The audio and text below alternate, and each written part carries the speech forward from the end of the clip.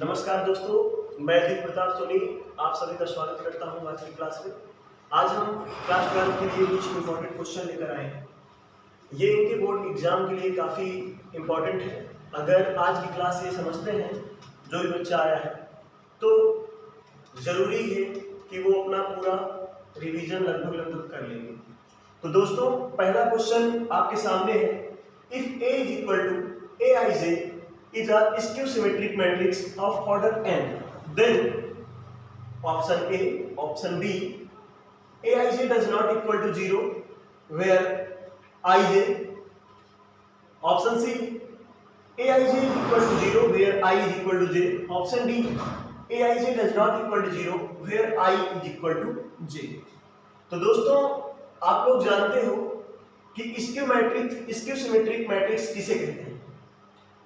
सबसे पहले हम लोग बेसिक समझते हैं कि भैया स्क्यू सिमेट्रिक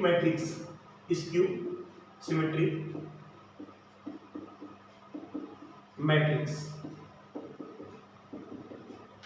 जो होता है भैया आपका A डैश या A का transpose is equal to minus A के इक्वल होता है।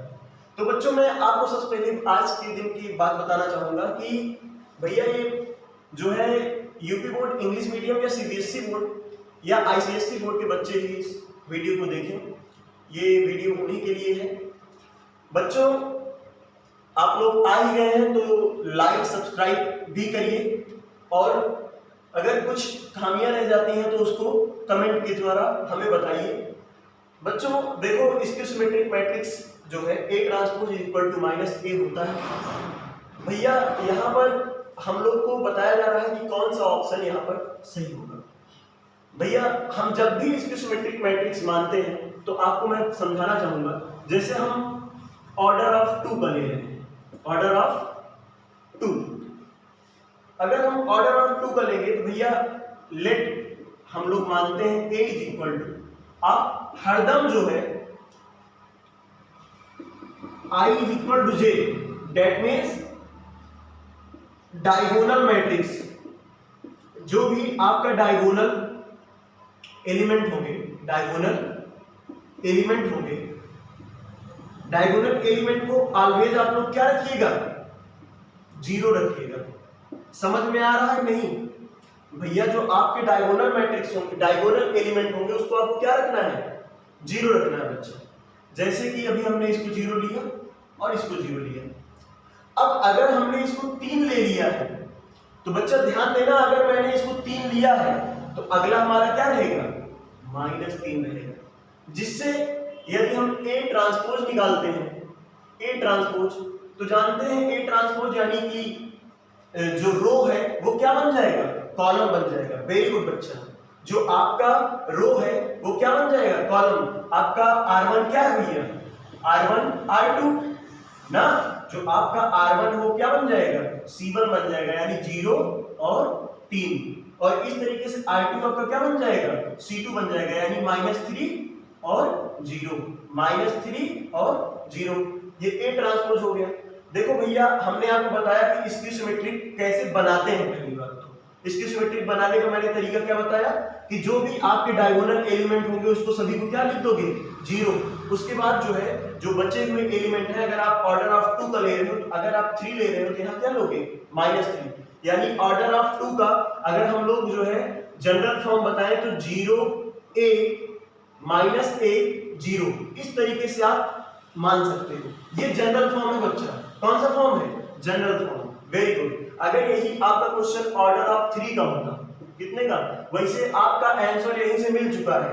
देखो भाई, यहां पर तो पहली बात तो हाँ, आप देखो Aij is equal to 0 where I is equal to J, यानी I और J जहां पर बराबर रहेगा वहां वाला एलिमेंट क्या होना चाहिए, 0 होना चाहिए। दिख रहा है कहीं, ये Aij, स्मॉल Aij किसको दिखाता भैया, स्मॉल Aij किसको शो करता है, आपको पता है, एलिमेंट को शो करता है। किसको शो करता है, एलिमेंट को, आप जानते हो ना।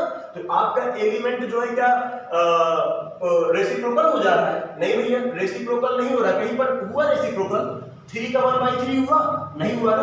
अच्छा, Aij does not equal to 0, क्या aij 0 बराबर नहीं है ना?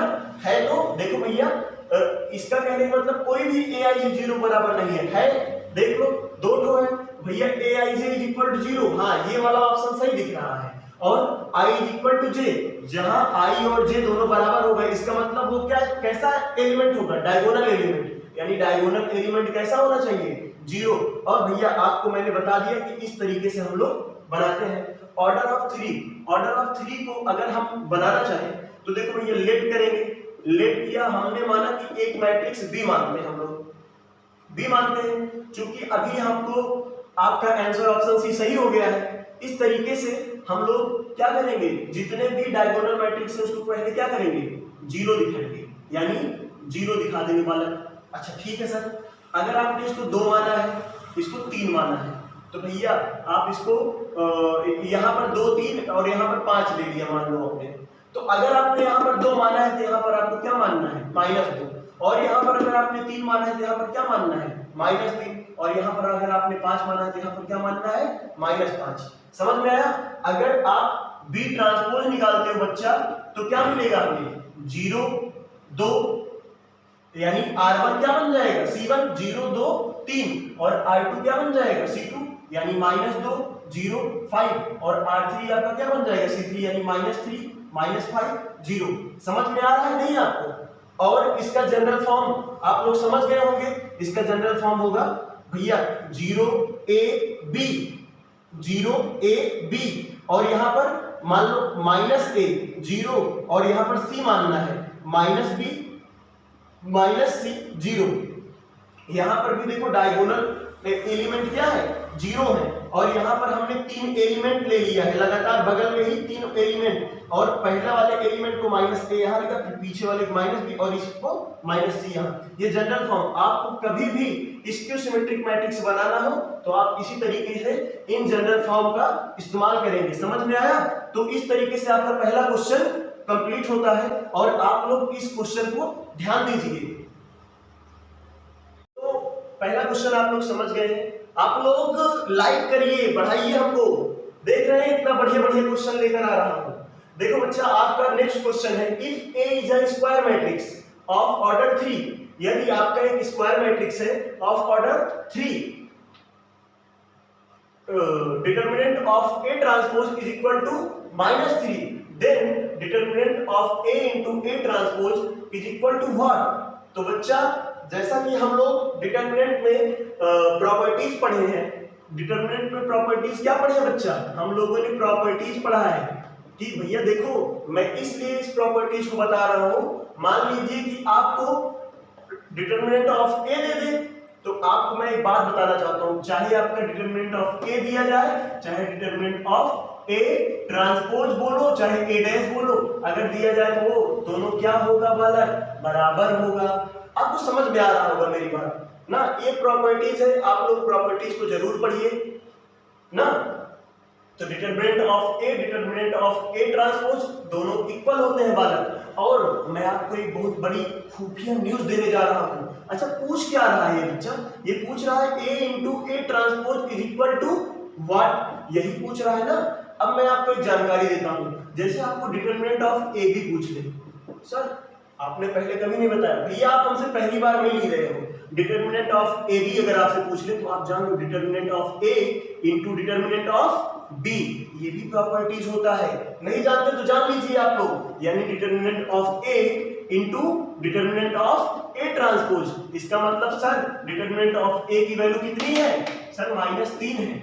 अच्छा भैया, और सर इनटू का मतलब क्या है सर? मल्टीप्लाई, और डिटरमिनेंट ऑफ A ट्रांसपोज भी कितना है सर? -3। सर मल्टीप्लाई करने पे कितना आएगा? 9 आएगा। बताइए बच्चों आपको समझ में आया नहीं क्वेश्चन?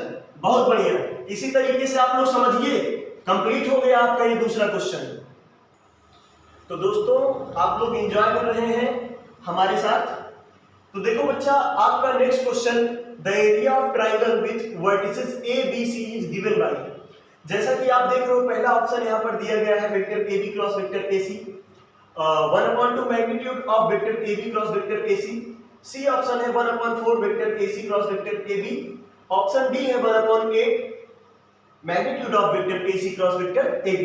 तो बालक आप लोग कभी पढ़े होंगे एरिया ऑफ ट्राइंगल। अच्छा आप लोग समझ रहे होंगे इसमें बताइए क्या हो सकता है, चलिए हम ही बताते हैं।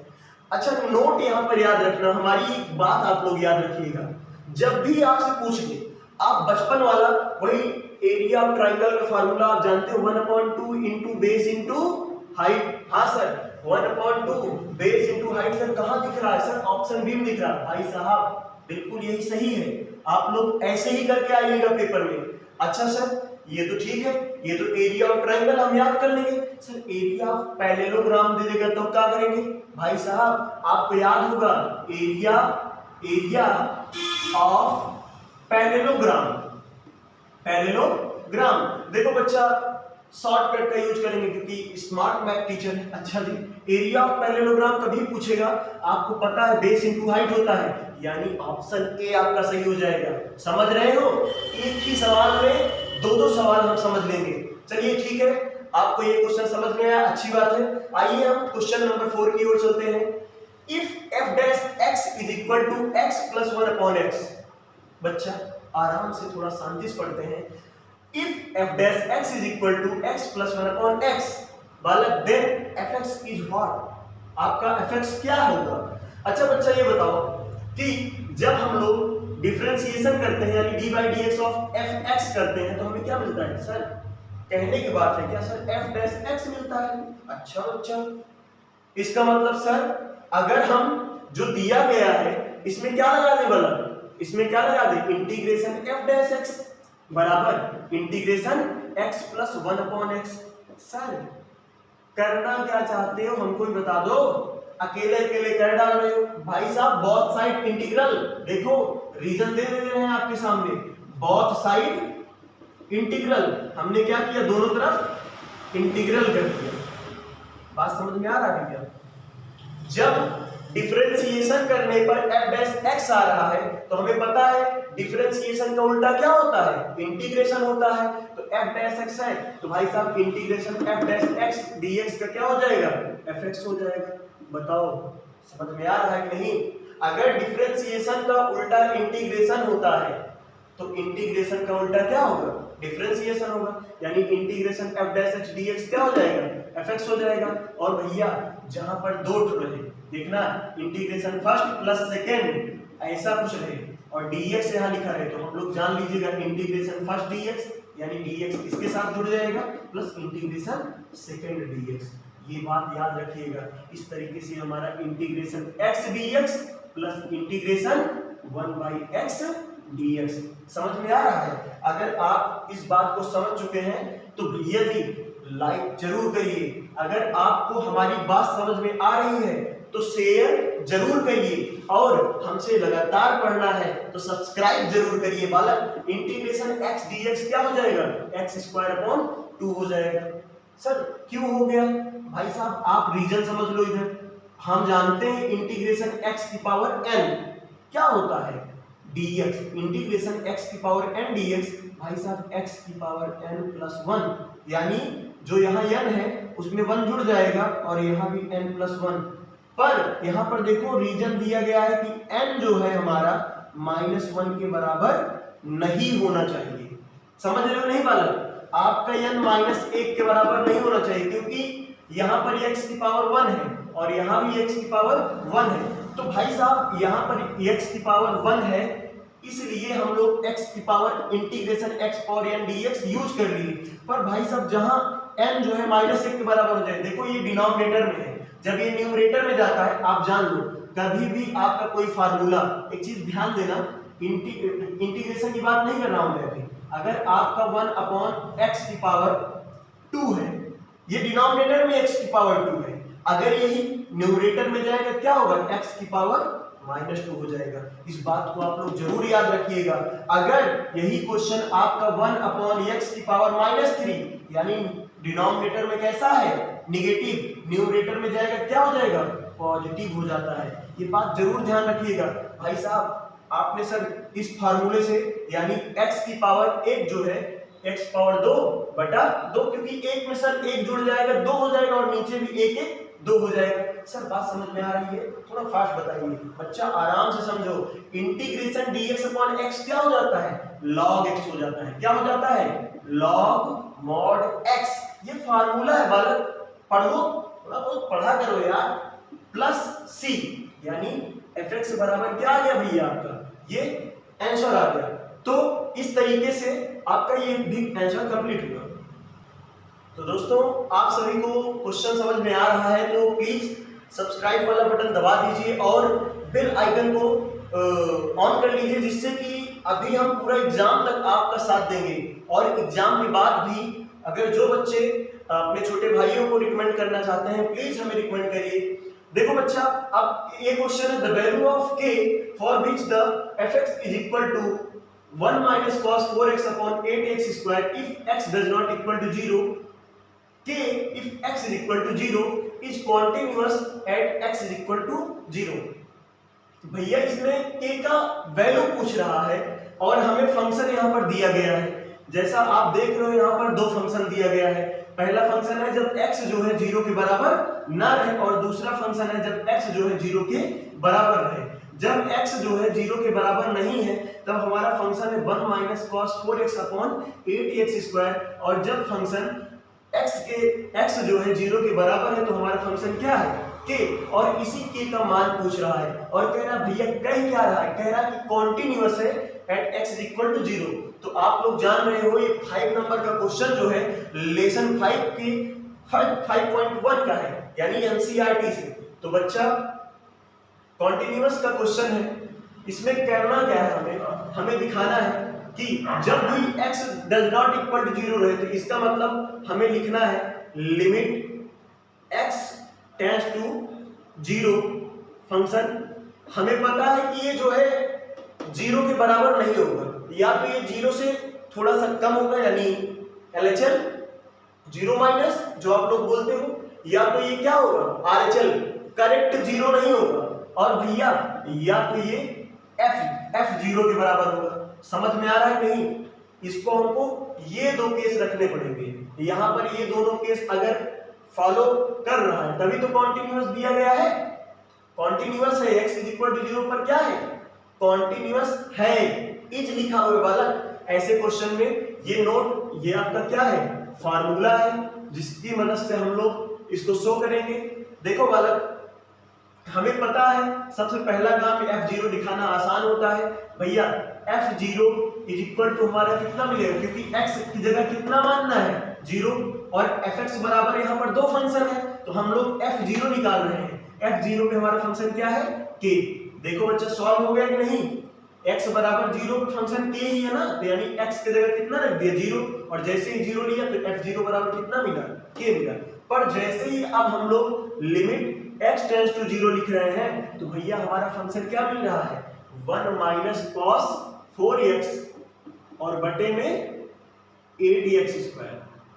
देखो बच्चा, हम इसमें आपको एक फार्मूला बताने चाहेंगे। फार्मूला ये है बालक कि 1 minus cos 2x बराबर होता है 2 sin स्क्वायर x, यानी जो यहाँ पर थीटा रहता है उसका हाफ थीटा हो जाता है। यानी कि भैया लिमिट x टेंड्स टू 0 तो आप तब तक लिखेंगे जब तक ये सॉल्व ना हो जाए। बहुत बढ़िया बात, सही कह रहे हो सर। पर 1 minus cos 4x है यानी 2 तो आगे लिखेंगे, पर sin स्क्वायर लिखते ही थीटा कितना हो जाएगा? हाफ हो जाएगा यानी 2x हो जाएगा। बहुत बढ़िया। अब सर 8x स्क्वायर नीचे वाला वैसे ही लिख दो।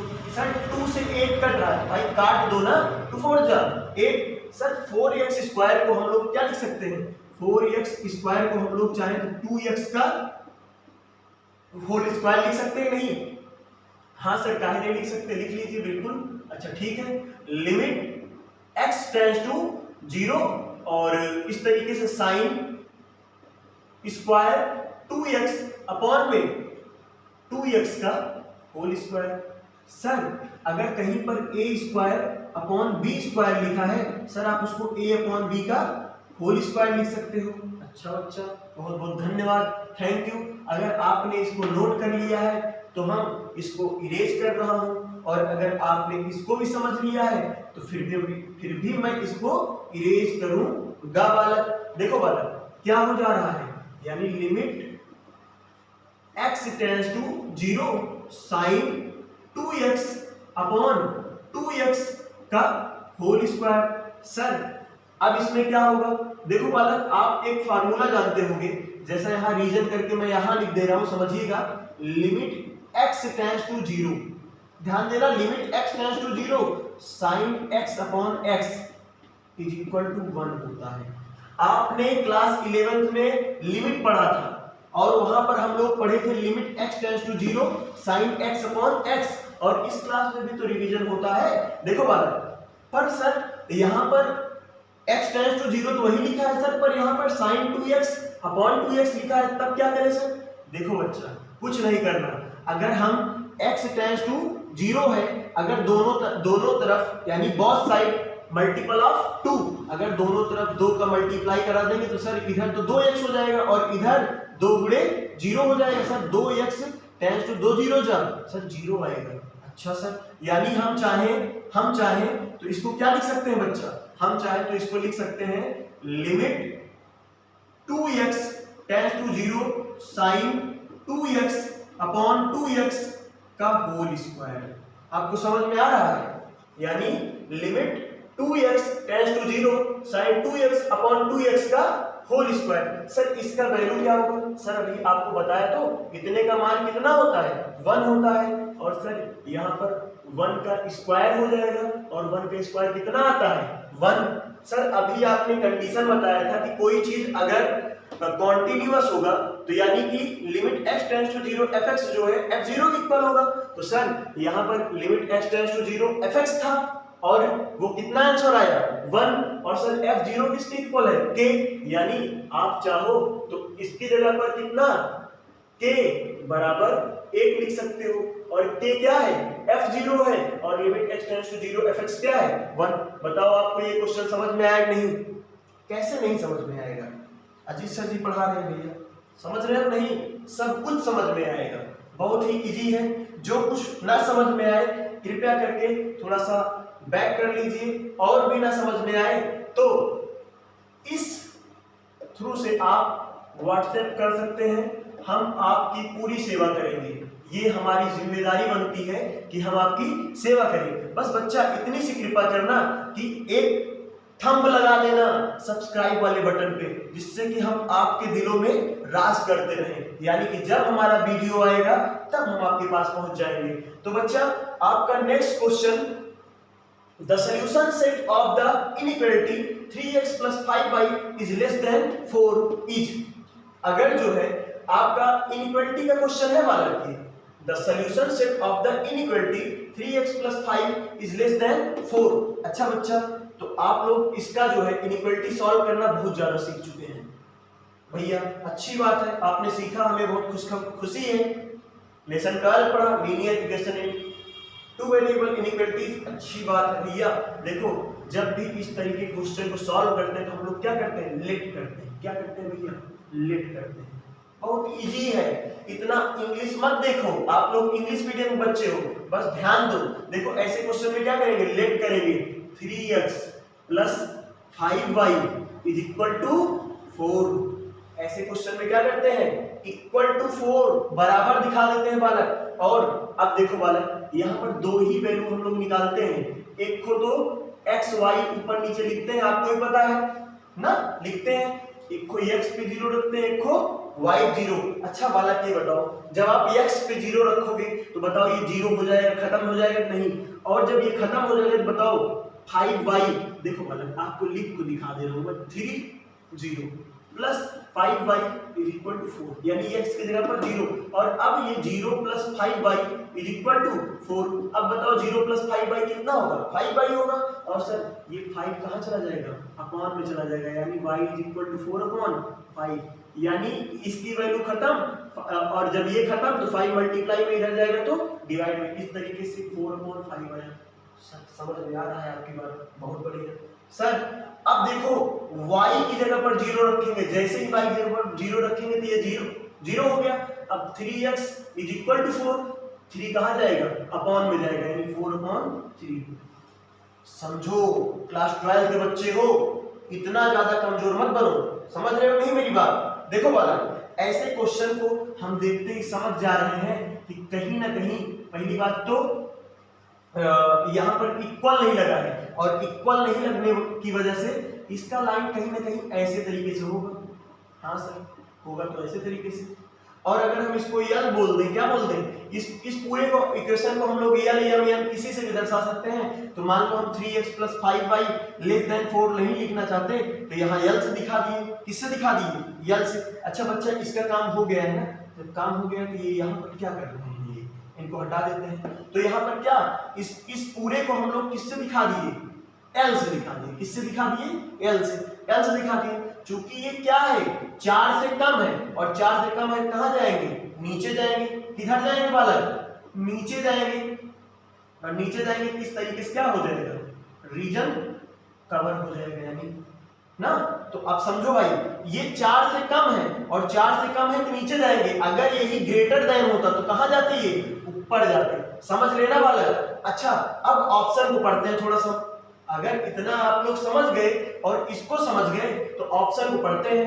The open half plane. अच्छा, ओपन इंटरवल उसे कहते हैं जब इस तरीके से डॉटेड लाइन बने, यानी जब यहाँ पर सिंबल लेस देन और ग्रेटर देन रहता है तो हमें डॉटेड लाइन बनाते हैं। पर अगर लेस देन इक्वल टू होता तो ये डार्क लाइन बनता। समझ में आ रहा है नहीं? ये डॉटेड लाइन ना होकर इस तरीके से बनता। समझ लो एक बात, क्योंकि इस तरीके से बनता ये। समझ में आ रहा है नहीं? यहाँ पर यही इक्वल लगा होता, 3x + 5y = 4 होता तो इस तरीके से बनता, और यहाँ पर यल लिखकर इसको कलर कर लेते नीचे वाले को। समझ में आ रहा है नहीं? पर देखो बालक, यानी ओपन हाफ प्लेन कह रहा है, यानी बात सही कह रहा है सर। यहाँ क्लोज्ड हाफ प्लेन कह रहा है, यानी ऑप्शन सी क्या हो गया? गलत हो गया। समझ रहे हो नहीं? अच्छा सर, अच्छा इन दोनों में बताइए। And open half plane not containing the origin. अरे भैया, ओरिजिन यही है ना, क्या ओरिजिन को कंटेन नहीं कर रहा है? नॉट कंटेनिंग, यानी ये भी गलत। भाई साहब, बी ऑप्शन सही हो जाएगा। सर काहे? सर ये डबल लाइन बताता है कि नीचे भी वही लिखा है, एंड ओपन हाफ प्लेन, हमने इसको लिखा ही नहीं। कंटेनिंग द ओरिजिन, यानी एंड ओपन हाफ प्लेन क्या कर रहा है? कंटेन कर रहा है ओरिजिन को, यानी ऑप्शन बी क्या है? सही है। बच्चा समझो आप लोग, इसी के साथ ये भी क्वेश्चन आपका कंप्लीट होगा। तो बच्चों देखिए, इस बार फिर से एक बहुत ही बेहतरीन क्वेश्चन आप सभी के सामने लेकर आया हूं। If m and n respectively are the order and the degree of the differential equation, इतने का मतलब आप लोग समझे? इफ m and n, यदि m और n जो है क्या है? क्रमशः क्या है? ऑर्डर है। m आपका क्या है? ऑर्डर है। भाई m क्या है? ऑर्डर है। सर n क्या है? डिग्री है। अच्छा सर, ये होता कहाँ है? सर ये डिफरेंशियल इक्वेशन आप लोग पढ़े होंगे चैप्टर ना। m जो है क्या है? ऑर्डर है, और n क्या है? डिग्री। यहाँ पर m और n को माना गया है, सपोज किया गया है। इस क्वेश्चन में कह रहा है कि d/dx of dy/dx की पावर 4 = 0, तो m + n कितना होगा? समझ रहे हो नहीं बात? अच्छा बच्चा ये बताओ, d/dx आपको दिया जाए और लिखा जाए dy/dx की पावर 4 = 0। अच्छा ये बताओ बालक, d/dx of x की पावर n आप क्या जानते हैं? आप कहोगे सर n × x की पावर n-1। लिख लो सर, आपको नहीं आता तो। अच्छा यार भाई, थैंक यू, आपने मदद किया मेरा। अब क्या करेंगे सर? चेन रूल लगाएंगे यहाँ पर। अच्छा ठीक है सर, लगा लीजिए, कोई बात नहीं। 4 आप आगे ले जाइए। ठीक है भैया, dy/dx लिखिए आप। ठीक सर, थैंक यू। आप क्या करोगे? 4 में 1 कम कर दो सर, पावर 3 हो गया। क्या ये x है अंदर वाला? सर नहीं, ये x तो नहीं है। अगर हम डिफरेंशिएशन करेंगे और ये x है, इसीलिए दोबारा डिफरेंशिएशन नहीं करेंगे। पर यहाँ पर ये x है, नहीं सर ये तो dy/dx है, इसलिए दोबारा इसका डिफरेंशिएशन करो, यानी dy/dx ऑफ dy/dx। जो चीज x नहीं रहेगा उसका दोबारा डिफरेंशिएशन हमें करना है। ये चीज आप लोग दिमाग में नोट कर लीजिए। यानी देखो बालक, ये तो वही रहेगा 4 dy/dx का होल क्यूब। बहुत बढ़िया sir, d/dx of dy/dx sir हो जाता है d2y/dx2, बोलो बराबर 0। समझ में आ रहा है बात? अच्छा सर, अब हमें इसमें बताइए ऑर्डर और डिग्री। देखो ऑर्डर जो होता है, जितना अधिक डिफरेंशिएशन रहेगा, माने अगर एक बार डिफरेंशिएशन होगा तो ऑर्डर 1 रहेगा। पर इसमें कितनी बार डिफरेंशिएशन हुआ है? 2 बार, मैक्सिमम 2 बार। तो यानी हमारा ऑर्डर यानी m बराबर कितना मिल गया? 2। और जो ऑर्डर का पावर होगा, ये नहीं जो मैक्सिमम पावर होगा, मैक्सिमम पावर तो 3 दिख रहा है, पर जो ऑर्डर का पावर होगा, ऑर्डर का मैक्सिमम पावर, वही क्या कहलाएगा? डिग्री। यानी n इज इक्वल टू कितना मिला बालक? 1 मिला, क्योंकि सर ऑर्डर की पावर जो है 1 होगी। समझ में आ रहा है नहीं? अच्छा सर समझ में आ गया। तो यानी m प्लस n कितना होगा? सर m प्लस n लिखिए बराबर 2 प्लस 1 लिखिए सर, 2 1 3 होता है सर, क्लास 3rd में पढ़े थे। अच्छा भैया याद है क्या? हाँ सर 2 1 3 क्लास 3rd, बहुत बढ़िया। समझ में आया आपको ये क्वेश्चन? बहुत बढ़िया। तो दोस्तों अभी आपका नेक्स्ट क्वेश्चन है, the scalar projection of the vector 3i cap minus j cap minus 2k cap on the vector i cap plus 2j cap minus 3k cap is what? तो बच्चा यहाँ पर scalar projection of the vector, यहाँ पर हमें projection देखना है। ऐसा समझिए कि वेक्टर a का प्रोजेक्शन बताना है ऑन वेक्टर b। हमें पता है यहाँ पर हमें क्या पता करना है? स्केलर प्रोजेक्शन पता करना है वेक्टर a का, और किस पर पता करना है? वेक्टर b पर। और जब इस तरीके से पूछता है प्रश्न तो हम लोग को पता है फार्मूला क्या लगाते हैं हम लोग लगाते हैं वेक्टर a, और चूंकि वेक्टर b पे पूछ रहा है तो इसका b कैप निकालते हैं। समझ में आ रहा है नहीं? जिस पर पूछे उसका कैप, और जिसका पूछे उसको आगे लिखेंगे। समझ में आ रहा है नहीं?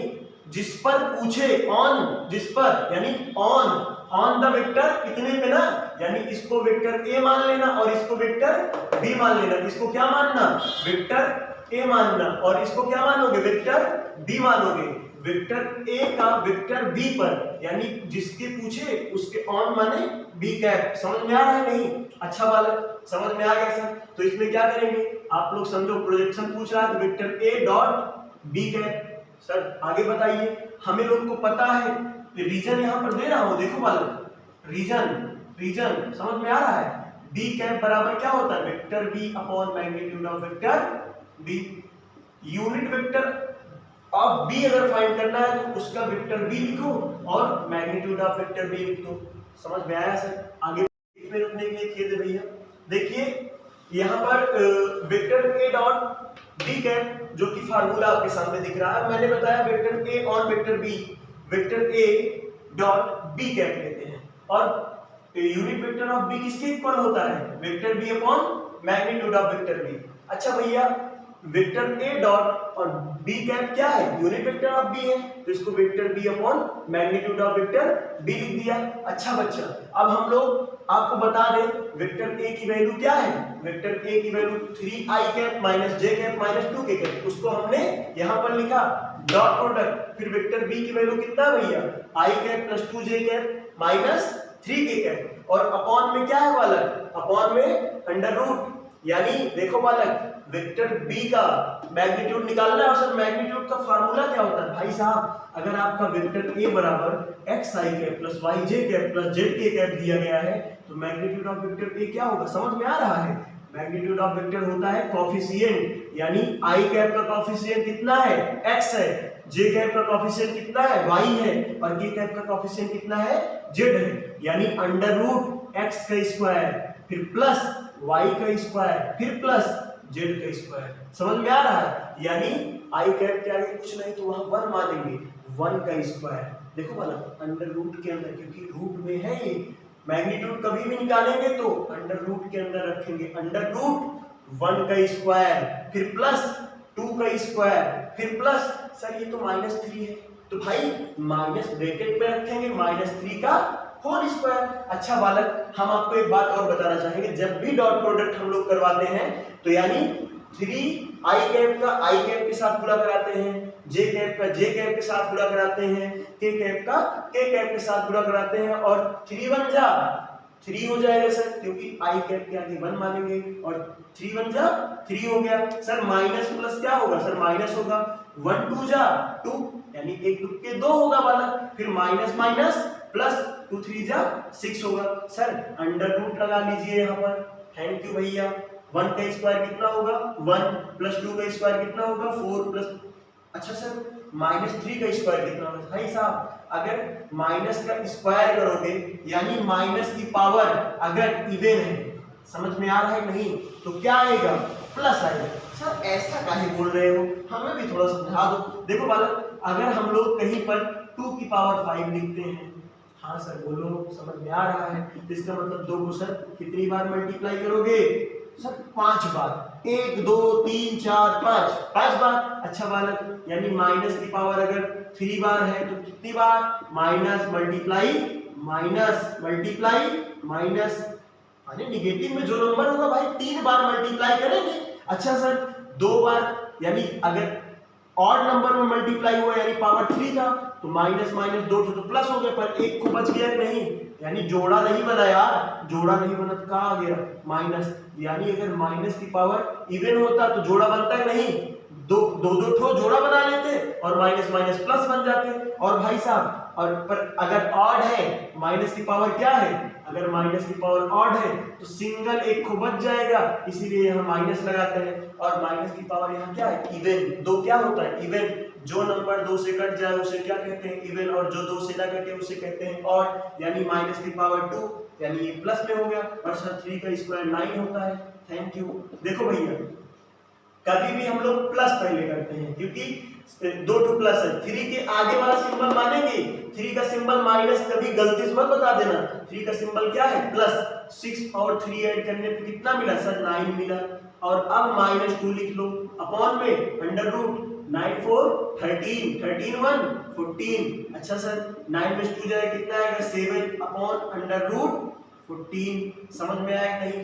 इतना काफी है आंसर, ठीक। और नहीं तो दोस्तों अब आपका नेक्स्ट क्वेश्चन ये है, बीच में हमारा थोड़ा सा फॉल्ट हो गया था जिसकी वजह से हमें बीच में वीडियो रोकना पड़ा था, जिसकी वजह से आप लोग पिछले क्वेश्चन में थोड़ा बहुत कम समझ पाए। ठीक है बच्चों, आप लोग हमको जो है शाबाशी करो थोड़ा सा थैंक यू भैया जी। आपका नेक्स्ट क्वेश्चन है इंटीग्रेशन 2 से 3 2 to 3 x upon x square plus 1 dx। देखो बालक, ऐसे क्वेश्चन को हमें क्या करना है? डिनोमिनेटर को क्या करना है? लेट कर लेना है। सर ऐसा काहे बोल रहे हो? क्योंकि बालक ऊपर x दिख रहा है, जब नीचे वाले को लेट करोगे, और देखो जिस चीज को हम लेट करते हैं उसका क्या करते हैं? डिफरेंशिएशन करते हैं। और लेट क्या कर सकते हो भाई? हम लगातार t मानते आए हैं और यहाँ भी लेट करेंगे तो क्या लिखेंगे? t = x square plus 1। अच्छा सर अगर आप किसी चीज को t मान लीजिए तो इसका मतलब जहां भी x है वो पूरा क्या लिखोगे? t लिखोगे। यानी dx को भी क्या लिखोगे? dt लिखोगे। हमारी बात ध्यान देना, अगर आपने x को जो है t मान लिया, अब उस पूरे क्वेश्चन में x नजर नहीं आना चाहिए। हमारी बात समझ में आ रहा है ना? यानी जिस चीज को आप लेट करोगे उसका क्या करोगे? डिफरेंशिएशन करोगे। और किसके रिस्पेक्ट में करोगे? बालक जिसमें आपका फंक्शन होगा। फंक्शन किसमें है? सर x में है, तो यानी x के रिस्पेक्ट में डिफरेंशिएशन यानी dt अपॉन dx। और बालक x स्क्वायर का डिफरेंशिएशन हो जाएगा 2x। समझ में आ रहा है? और 1 का डिफरेंशिएशन सर कितना होता है? 0 होता है, क्योंकि सर d/dx ऑफ कांस्टेंट क्या आता है? 0 आता है। थोड़ा सा भाई साहब आप लोग ध्यान दीजिए अपनी पढ़ाई पर। d/dx ऑफ कांस्टेंट जो है 0 होता है। समझ में आया? और देखो बालक, अब चूंकि इधर 2 है नहीं, x dx है, तो dx को इधर भेज देते हैं और 2 को इधर भेज देते हैं, क्योंकि 2 और x किसमें है? मल्टीप्लाई में है। 2 इधर चले आओ भैया, dt अपॉन 2। और भैया x इधर अभी बचे हैं, dx को इधर भेज दो, x इंटू dx। यानी अब आप लोग समझ रहे होंगे सवाल को, जहां पर x dx मल्टीप्लाई में है वहां पर क्या लिखोगे? dt upon 2। चूंकि सर x dx को आपने dt लिख दिया और जो 2 है वो कांस्टेंट है, इसलिए कहां भाग जाएगा सर? बाहर भाग जाएगा। समझ में आ रहा है? और सर x स्क्वायर प्लस 1 को आपने क्या माना? देखो x dx की जगह dt अपॉन 2, x dx की जगह क्या है? dt अपॉन 2 है। x dx की जगह क्या है? dt अपॉन 2, तो सर dt लिख दिया अपॉन 2, क्योंकि डिनोमिनेटर में देखो 1 ऊपर लिखा ऊपर, डिनोमिनेटर में 2 लिखा हो नहीं लिखा हो। और देखो x स्क्वायर प्लस 1 को आप क्या मानना है? t, यानी ये डिनोमिनेटर में, इसको डिनोमिनेटर में लिखेंगे। अच्छा बालक, अभी आपको मैंने थोड़ी देर पहले बताया था इंटीग्रेशन dx अपॉन x क्या होता है, log mod x होता है। यानी इंटीग्रेशन अगर dx अपॉन x था तो log mod x लिखे, dt अपॉन t होगा तो क्या लिखेंगे भैया। अच्छा ध्यान दो, इस हम लोग इंटीग्रल तो लिखना भूल ही जा रहे हैं भैया, log t लिख देंगे। क्या लिखेंगे, log t। और भाई देखो ये वैल्यू 2 जो है और 3 लिखना जरूरी है। अब क्या करेंगे सर, अच्छा एक बात आपको बताएं सर, हाँ बताओ। अच्छा अगर बताना चाहते हो तो बता दो। देखो अगर आपने सर x को t मान लिया तो सर वैल्यू क्यों नहीं चेंज किया, थैंक यू यार, चेंज कर देते हैं। यानी सर लास्ट में, अब लास्ट की बारी मत लगाइए, इसको भी चेंज करिए। ठीक है सर, चेंज कर रहे हैं। यानी जहां हमने जिसको t माना है, जो भी वैल्यू थी ना, इसको निचली वैल्यू को क्या कर देंगे, निचली सीमा को पुट कर देंगे इसी में। यानी देखो भाई t बराबर, जब हमने x की जगह 2 रखा यानी 2 का स्क्वायर प्लस 1, 2 का स्क्वायर कितना होगा 4, 4 1 5 होगा, यहाँ पर 5 हो जाएगा। क्योंकि अब अभी तक dx था तो ये x की वैल्यू थी, अब t है तो भाई t की वैल्यू भी निकालना जरूरी है। अब देखो भाई साहब, अब की बार क्या रखेंगे x की जगह पर 3 रखना है, 3 का स्क्वायर, क्योंकि x स्क्वायर है ना, 3 का स्क्वायर प्लस 1। और ध्यान देना ये जो 2 और 3 वैल्यू पुट करना है, जो हम t मानेंगे उसी पुट करेंगे बालक। यानी 3 का स्क्वायर 9 और 9 और कितना होगा 10, यानी यहाँ पर क्या रखेंगे 10। अच्छा सर ठीक है, यहाँ नीचे 5 लिखेंगे, ऊपर 10 लिखेंगे। अच्छा एक बात आप लोग ध्यान रखिएगा, कहीं पर आपका इंटीग्रेशन fx लिखा हुआ है और नीचे a ऊपर b, इसका मतलब आप उसको लिख सकते हो fb। पहले आप ऊपर वाले वैल्यू को पुट करोगे माइनस fa, ये हो गया आंसर। यानी सर इसमें क्या करेंगे, 1/2 बाहर है, उसको बाहर रहने दो, log 10 लिखिए पहले, क्योंकि t की जगह पर 10 पुट करेंगे, माइनस log 5। अच्छा सर ठीक है। सर एक बात बताएं आपको, बता दो भैया, कहीं पर अगर log m अपॉन n लिखा रहे, log m अपॉन n लिखा रहे तो सर वो log m minus log n हो जाता है। और इसी तरीके से कहीं पर log m minus log m लिखा रहे तो यानी log एक बार लिखकर m और n को अपॉन में कर देते हैं। तो भैया log 10 माइनस log 5 लिखा हुआ है, इसका मतलब भैया क्या कर दोगे, log 10 अपॉन 5 लिख दोगे। सर 5 से क्या होगा, 5 1 जा 5, 5 2 जा 10। सर जहां कुछ ना लिखे वहां जान लो 1 है, यानी 1/2 log 2। भैया अच्छी बात है। देखो अब एक बात आपको बता दें, कहीं पर अगर आप समझ लेना, पहली बात तो n log m लिखा है तो log m की पावर n लिख सकते हो, और कहीं पर log m की पावर n लिखा है उसको आप n log m लिख सकते हो। बात समझना हमारी बात, यानी हम n log m देख रहे हैं, यानी log 2 की पावर 1/2 लिख सकते हो। भाई साहब इतना हमारी बात समझ गए। अब यहीं पर आगे आपको थोड़ा समझा रहा हूं, देखो ये सब बातें इंपॉर्टेंट है, ये रीजन दे रहा हूं आपको मैं, ये क्या है, रीजन है, और ये भी रीजन ही था। देखो बालक अब क्या करना है, जैसे कहीं पर अगर 2 की पावर 1/2 लिखा हुआ है, इसका मतलब अगर 1/2 है यानी स्क्वायर रूट है, समझ में आया नहीं। अगर 1/3 होता तो क्यूब रूट होता। यहाँ पर दोस्तों आज का लास्ट क्वेश्चन आप सभी के सामने ये रहा, if A B are non singular square matrix of the same order, मतलब यदि ए बी जो है नॉन सिंगुलर स्क्वायर मैट्रिक्स। अच्छा बच्चा कहीं पर स्क्वायर मैट्रिक्स लिखा रहे तो आप लोग समझ जाइएगा वो क्या है, डिटर्मिनेंट की बात कर रहा है। किसकी बात कर रहा है, डिटर्मिनेंट की बात कर रहा है। कहीं पर भी स्क्वायर मैट्रिक्स लिख दे इसका मतलब वो डिटर्मिनेंट की बात कर रहा है। इसके बाद देखो बालक नॉन सिंगुलर लिखा है। अच्छा सिंगुलर किसे कहते हैं पता है, देखो सिंगुलर जो होता है वो मैग्नीट्यूड ऑफ वेक्टर ए, यानी डिटर्मिनेंट ऑफ वेक्टर ए किसके इक्वल, 0 के इक्वल होगा तो क्या कहलाएगा, सिंगुलर कहलाएगा। और बालक नॉन सिंगुलर कब कहलाएगा, नॉन सिंगुलर जब जो है डिटर्मिनेंट ऑफ ए 0 के इक्वल नहीं होगा। अगर 0 के इक्वल है तब वो सिंगुलर है, अगर 0 के इक्वल नहीं है तो क्या है, नॉन सिंगुलर। बात समझ में आ रही होगी। तो बालक ये तो नॉन सिंगुलर है यानी 0 के इक्वल नहीं है, तो इसका मतलब देखो हम लोग एक फार्मूला पढ़े थे कभी कि अगर ए बी का होल इनवर्स है, ए बी का होल इनवर्स है तो ये किसके इक्वल होता है भाई, B inverse. Into A inverse. बात समझ में आ रही है? ए बी का होल इनवर्स किसके इक्वल होगा? B inverse into A inverse. उसी प्रकार से यहाँ पर ए बी इनवर्स का होल इनवर्स जो है, देखो पहले इसको लिखेंगे, पर भाई साहब बी इनवर्स में इनवर्स का मल्टीप्लाई कराएंगे क्या हो जाएगा? -1 का गुणा -1 से कराओगे कितना आएगा? 1 आएगा सर। पावर का गुणा पावर से हो जाता है, ठीक है, थैंक यू। और a का गुणा -1 से कराओगे कितना आएगा? यानी यही ऑप्शन क्या रहेगा आपका? सही रहेगा। तो दोस्तों आज मैं आपको कहना चाहता हूं कि आप सभी लोग हमारे साथ जुड़िए और क्लास 12th का जब तक आपका एग्जाम ना हो जाए आप हमारे साथ जुड़े रहिए। हम ऐसे ही इंपॉर्टेंट क्वेश्चन आपको आपके लिए लाते रहेंगे और बढ़िया रिवीजन करवाते रहेंगे।